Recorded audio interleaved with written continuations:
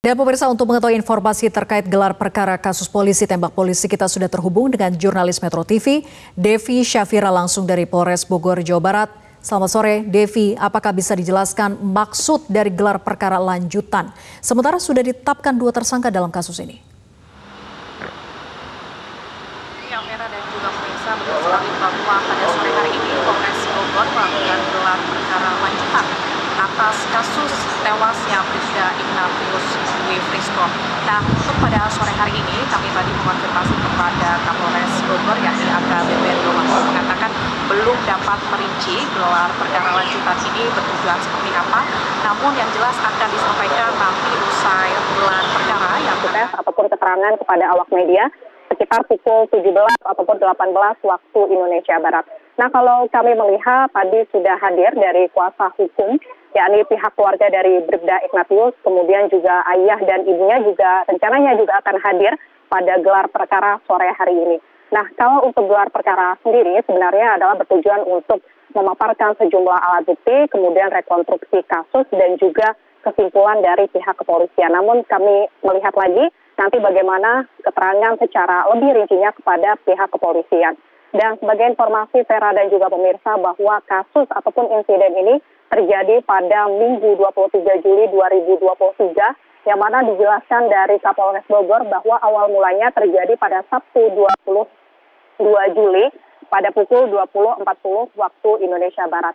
Nah, pada saat itu ada tersangka IMS, kemudian saksi AN dan juga AY di suatu rumah susun Cikeas Bogor, Jawa Barat melakukan perkumpulan dan diduga mereka mengonsumsi minuman alkohol sehingga terpengaruh.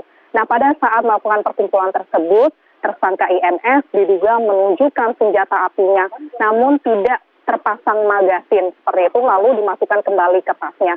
Nah, berdasarkan dari pantauan CCTV pada pukul 1:39 waktu Indonesia Barat, Bribda Ignatius ini datang ke kamar AN ataupun saksi AN, kemudian diduga tersangka IMS ini menunjukkan kembali senjata apinya. Nah, tiba-tiba senjata api tersebut meletus ataupun meledak hingga mengenai leher Bribda Ignatius, kemudian sampai ke telinga sebelah kanan dan menuju ke tungkuk sebelah kiri. Nah, pada saat proses kejadian tersebut, berdasarkan pantauan CCTV pada pukul 1:43 waktu Indonesia Barat, saksi AN dan AY ini keluar dari kamar.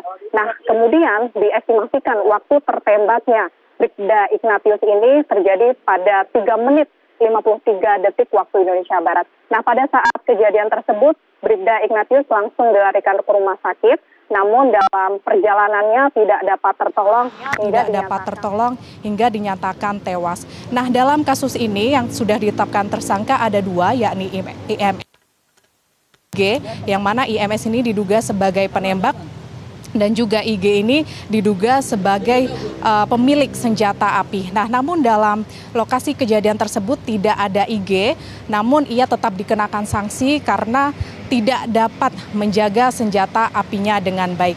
Nah, untuk jeratan pasal ataupun ancaman yang diberikan kepada kedua tersangka ini, yang pertama adalah IMS dijerat dengan pasal 338 dan juga pasal 359 Undang-Undang Nomor 12 Tahun 1951, kemudian juga IG dijerat dengan pasal 338 Junto 56 dan juga pasal 359 Junto 56 Undang-Undang Nomor 12 Tahun 1951 dengan ancaman pidana hukuman mati, kemudian penjara seumur hidup atau paling sedikitnya adalah 20 tahun penjara.